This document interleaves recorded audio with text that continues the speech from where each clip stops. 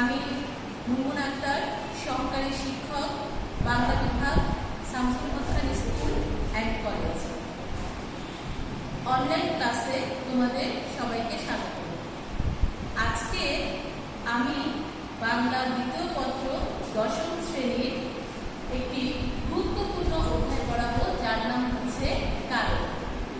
তোমরা সবাই জানো বাংলা দ্বিতীয় পত্রে একটি গুরুত্বপূর্ণ অধ্যায় কারক, কারণ এই কারক থেকে আমাদের প্রশ্ন আসে। আমরা প্রথমেই জানবো কারক কি। কারক যদি আমরা অর্থ চিন্তা করি, তাহলে কারকের অর্থ হচ্ছে যা ক্রিয়া সম্পাদন করে। তার মানে কারকের কাজ হচ্ছে বাক্যের মধ্যে ক্রিয়াটাকে সম্পাদন করা। আর কারক কাকে বলে যদি বলি, তাহলে বাক্যস্থিত ক্রিয়াপদের সাথে নামপদের যে সম্পর্ক তাকে বলে কারক।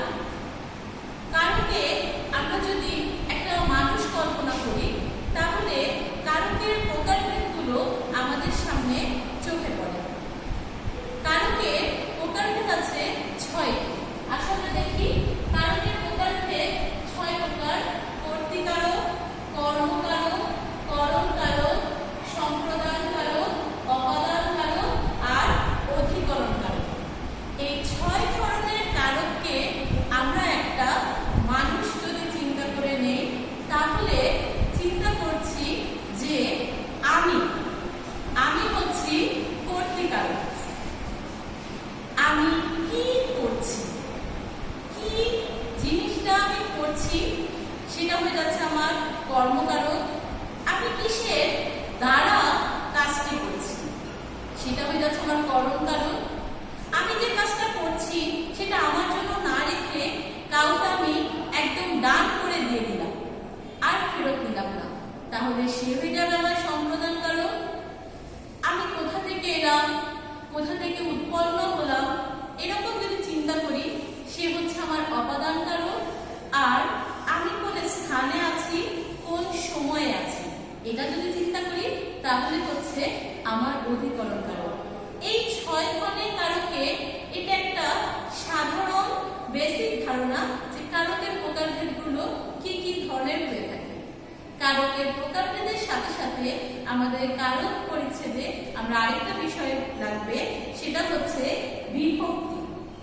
আমরা জানি শব্দ বিভক্তি 7 প্রকার, আর বিভক্তি শব্দের পরে বসে আমাদের বাক্যকে সম্পূর্ণ করতে সহায়তা করে। আমরা যদি 7 প্রকার বিভক্তি দেখি, তাহলে প্রথমা বিভক্তি থেকে সপ্তমী বিভক্তি পর্যন্ত এই 7 ধরনের প্রকারভেদ রয়েছে। আমাদের বাংলা দ্বিতীয় পত্রের 148 পৃষ্ঠায় বিভক্তির একবচন, বহুবচন দেওয়া আছে। আমাদের এতগুলোর প্রয়োজন হয় না, আমাদের যেইটুকু কারক নির্ণয়ের জন্য বিভক্তি প্রয়োজন সেই অংশটুকু এখানে আমি বোর্ডে লিখে দিয়েছি। প্রথমা বিভক্তি হচ্ছে অ, এ, তে। দ্বিতীয় বিভক্তি কে, রে। তৃতীয় বিভক্তি হচ্ছে দ্বারা, দিয়ে, কর্তৃক। চতুর্থী বিভক্তি দ্বিতীয়ার মতোই কে, রে। পঞ্চমী বিভক্তি হচ্ছে হতে, থেকে, যে। ষষ্ঠী বিভক্তি হচ্ছে আমাদের র, এ। আর সপ্তমী বিভক্তি হচ্ছে এ, অতে, এতে। এই কারকগুলোর এই 7টা বিভক্তি আমাদের কারক নির্ণয়ের জন্য প্রয়োজন হয়। তাহলে কারক অধ্যায়টাতে আমরা যেটা দেখতে পাচ্ছি সেটা হচ্ছে আমাদের 6টা প্রকারভেদ আছে কারকের, আর কিছু বিভক্তি আছে। যেহেতু ক্রিয়া সম্পাদন হয়, তাহলে আমরা কর্তৃকারকটা সবার প্রথমে দেখি। কর্তৃকারক হচ্ছে বাক্যস্থিত যে বিশেষ্য বা সর্বনাম পদ ক্রিয়া সম্পন্ন করে তাকে আমরা বলি ক্রিয়ার কর্তা বা কর্তৃকারক। বাক্যস্থিত যে বিশেষ্য বা সর্বনাম, আমরা জানি বিশেষ্য হচ্ছে কোনো কিছু নামকে আমরা বিশেষ্য বলে থাকি, আর সেই নাম বা বিষয়ের পরিবর্তে যা বসানো হয়ে থাকে তাকে আমরা বলি সর্বনাম। তো এই বাক্যতে আমরা দেখতে পাচ্ছি যে কোনো কিছু বিশেষ্য বা সর্বনাম পদ যখন ক্রিয়া সম্পাদন করবে তাকে আমরা কর্তৃকারক বলবো। কর্তৃকারক নির্ণয় করার জন্য আমাদের খুব সহজ 2টা পদ্ধতি আছে। আমাদের যে বাক্যটা পরীক্ষাতে আসবে থাকে, আমরা দুইটা অংশ দুইটা জিনিসকে যদি প্রশ্ন করি অব্যয় দিয়ে, তাহলে আমরা যে উত্তর পাবো তাহলে পেয়ে যাবো যে সেখানে কর্তৃকারক আছে কিনা। তাহলে প্রশ্ন করব কাকে কাকে দিয়ে, কে বা কারা।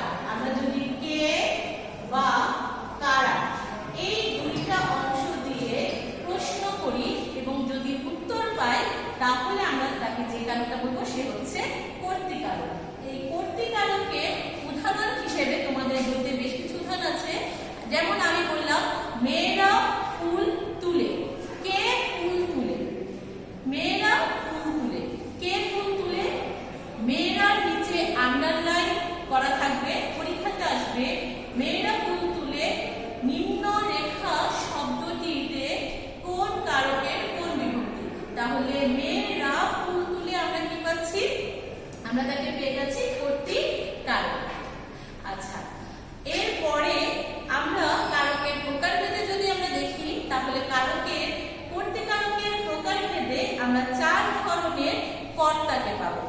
একটা হচ্ছে মুখ্য কর্তা, 2 নাম্বার প্রযোজক কর্তা, 3 নাম্বার পাচ্ছি প্রযোজ্য কর্তা এবং 4 নাম্বার হচ্ছে ব্যতিহার কর্তা। মুখ্য কর্তা, মুখ্য মানেই তো আমরা বুঝতে পারছি প্রধান, তার মানে যে নিজে নিজেই ক্রিয়া সম্পাদন করে সে হয়ে যাচ্ছে আমাদের মুখ্য কর্তা। যেমন ছেলেরা ফুটবল খেলছে, ফুটবল তো অন্যরা কেউ খেলছে না, ছেলেরা খেলছে, তার মানে এখানে ছেলেরা হয়ে যাচ্ছে মুখ্য কর্তা। প্রযোজক কর্তায় যদি আমরা যাই, তাহলে প্রযোজক কর্তা আমরা দেখতে পাবো যে মুখ্য কর্তা নিজে কোনো কাজটা না করে অন্য কাউকে কাজে নিয়োজিত করছে, যে নিয়োজিত করছে সেই হয়ে যাচ্ছে আমাদের প্রযোজক কর্তা।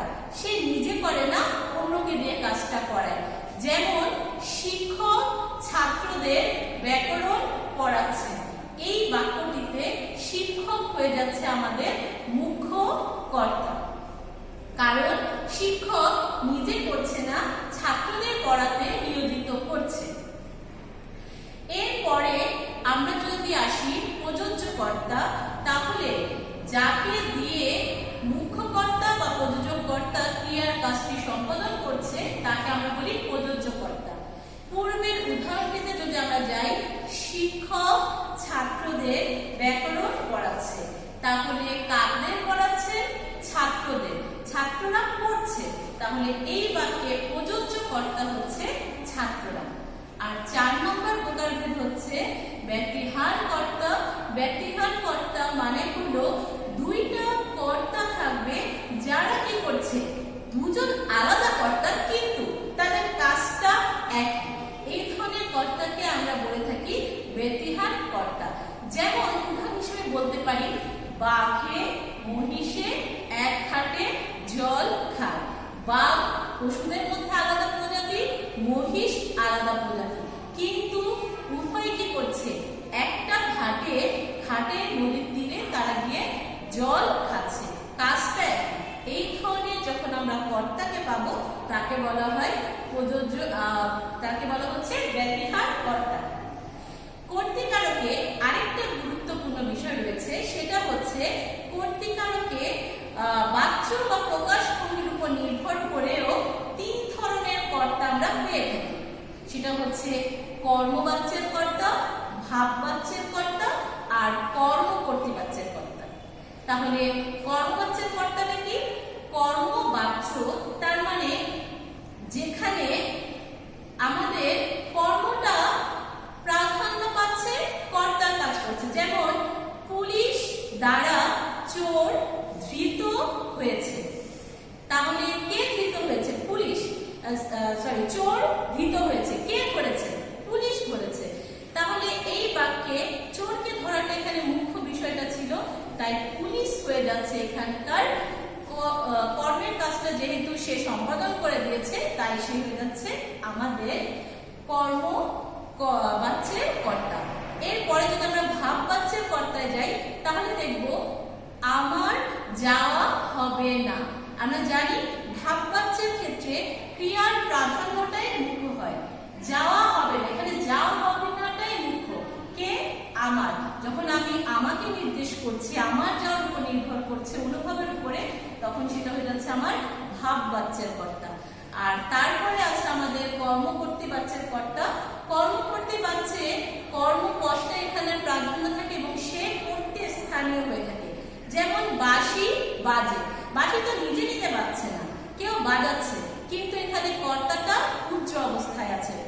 তাই এই উচ্চ অবস্থায় থাকার কারণে যেহেতু কর্মটাই আমাকে কর্তার কাজ করে দিচ্ছে, তাই তাকে আমরা বলছি কর্মকর্তী বাচ্যের কর্তা। এরপরে আমরা 149 পৃষ্ঠায় যদি দেখি তাহলে দেখব এরপরে দেওয়া আছে কর্তৃকারকে বিভিন্ন বিভক্তি ব্যবহার। যে বিভক্তিগুলো আমরা এখানে পড়েছি এই বিভক্তিগুলো কি করছে, এক একটা উদাহরণ আমরা পাচ্ছি কর্তৃকারক এবং সে অনুসারে বিভক্তি হচ্ছে।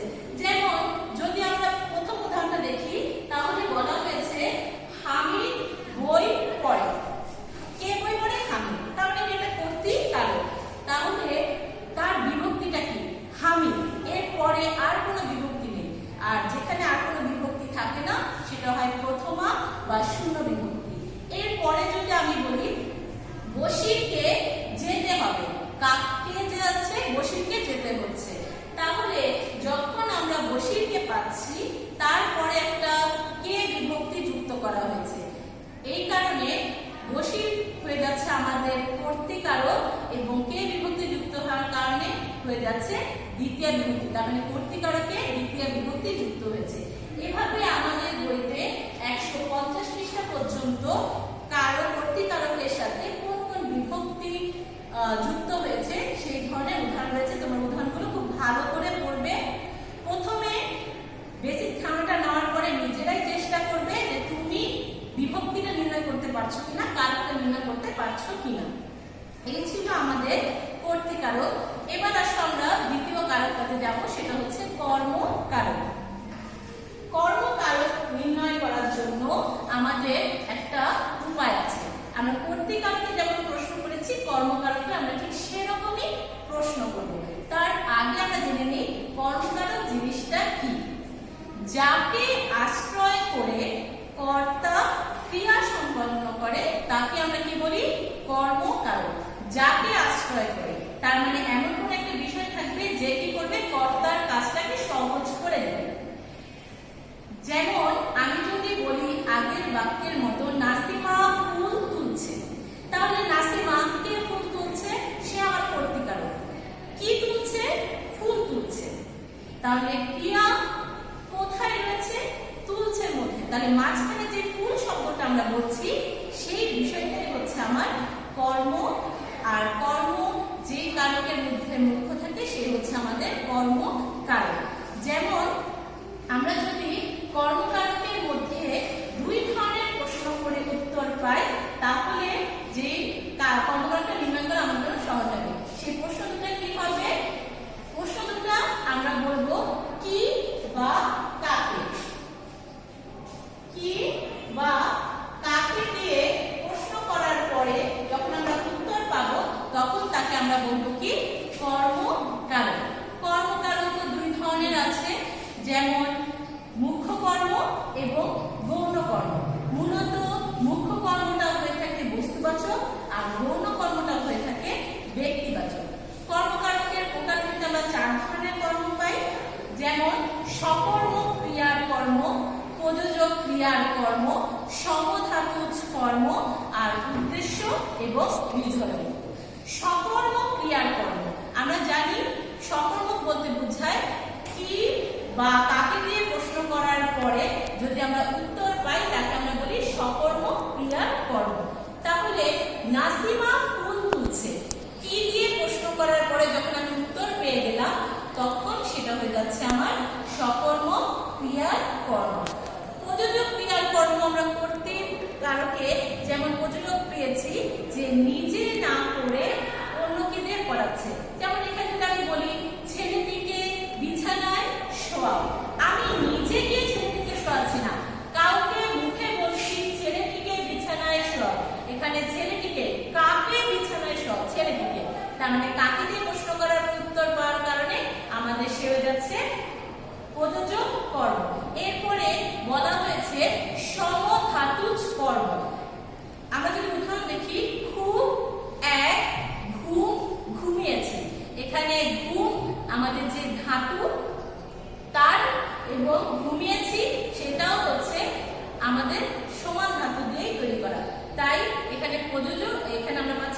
সমধাতুজ কর্ম। আর উদ্দেশ্য ও বিধেয় যখন দুইটা কর্ম একসাথে থাকবে তখন সেটা হয়ে যাবে আমাদের সমধাতুজ। উদ্দেশ্য বিধেয় থাকছে তখন আমাদের দুইটা কর্ম থাকার কারণে আমরা উদ্দেশ্য কর্ম বিধেয় কর্ম বলছি। যেমন দুধকে মোরা দুগ্ধ বলি, তার মানে দুধ সে হয়ে যাচ্ছে আমার উদ্দেশ্য কর্ম, দুগ্ধ হয়ে যাচ্ছে আমার বিধেয় কর্ম। এখানেও কর্ম কারকে বিভিন্ন বিভক্তির ব্যবহার করা হয়েছে, উদাহরণ দেওয়া হয়েছে। আমরা 3 নম্বর কারকটা দেখি, করণ কারক। করণ কারক হচ্ছে আমরা এখানে প্রশ্ন করব কিসের দ্বারা কি উপায়, তার মানে কোনো যন্ত্র, উপায়, সহায়ক যখন আমাদের কাজটাকে সহজ করে দিবে তখন আমরা যে কারকটা পাবো তখন তাকে আমরা বলবো করণ কারক। যেমন আমি যদি বলি লাঙল দ্বারা জমি চাষ করা হয়, কিসের দ্বারা জমি চাষ করা হচ্ছে, লাঙল দ্বারা, তার মানে এই যে কোনো যন্ত্র উপায় সহায়ক থাকছে তাকে আমরা বলছি করণ কারক। আমাদের 151 পৃষ্ঠায় করণ কারক সম্পর্কে আলোচনা করা হয়েছে। কিসের দ্বারা কি উপায়ে প্রশ্ন করার পর যখন উত্তর পাওয়া যাবে সেটা হয়ে যাবে আমাদের করণ কারক। এরপরে সম্প্রদান কারক। সম্প্রদান কারক হচ্ছে যখন কোনো কিছু সত্য ত্যাগ করে দেওয়া হয়, মানে এমন একটা জিনিস তুমি দান করে দিবে যে এরপরে তুমি আর তা ফেরত দিবে না, যত ঝগড়াই তোমার সাথে তার হয়ে থাক না কেন, এরকম যদি কোনো জিনিস কাউকে দান করা হয় তাহলে তাকে বলা হয় সম্প্রদান কারক।